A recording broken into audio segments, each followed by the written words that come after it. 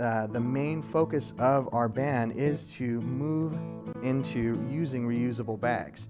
The ban we have now does allow for paper bags for a fee, but that is basically more meant as an encouragement to use reusable bags and also to help stores recover the cost of buying paper bags. And just to be very clear, the costs do remain with the stores. So to be very clear, the fees that are collected stay with the stores basically to recover the cost of buying paper bags, which are generally more expensive than plastic. We're not looking for charging for all paper bags. The paper bags we are looking to charge for have a flat bottom like this one with dimensions that are generally 6 inches by 10 inches.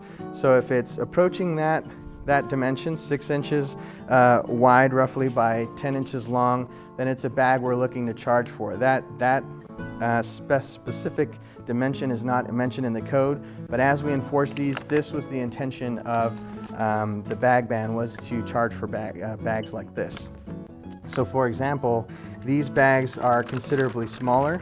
This bag may be as wide, but it's definitely, or as wide but not as long. So a bag like this would not be charged for. And again, basically what it comes down to is it a flat bottom bag, and do the dimensions exceed 6 inches by 10 inches? So this is another example of a smaller bag. So these are the kind of bags you get. There's a lot of candy stores and knick-knack stores in town that have, you may need a smaller bag for, and this is a bag that we would not expect to be charged for.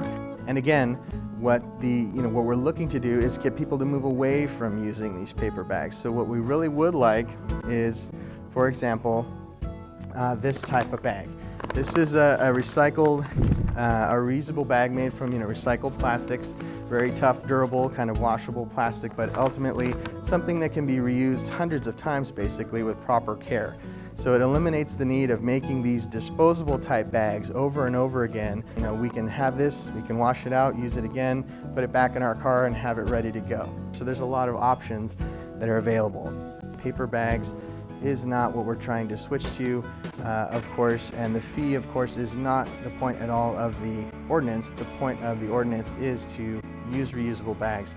The reason that the fee is 25 cents is to really provide that extra level of participation that we need to make sure that people are using reusable bags and getting away from these disposable bags. A lot of times in many studies and actually in surveys we've taken in the city, the 10-cent fee really wasn't getting us to the level of participation that we wanted, and still allowing a lot of people to use paper bags and paying a smaller fee, not really being very much impacted by it.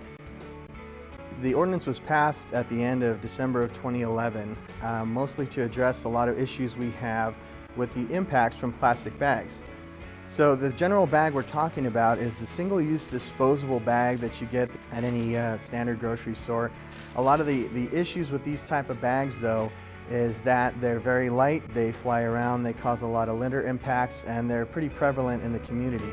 We have a lot of tourism industry, the fishing industry, that are very important, that are based on the ocean, where a lot of these bags can be blown into the ocean and start having impacts.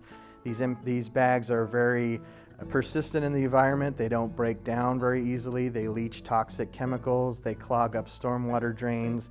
Animals can eat them, getting caught in them, choking on them, and are a general blight. People coming to the area don't want to see bags on the highway, bags in the ocean, and we don't want that either.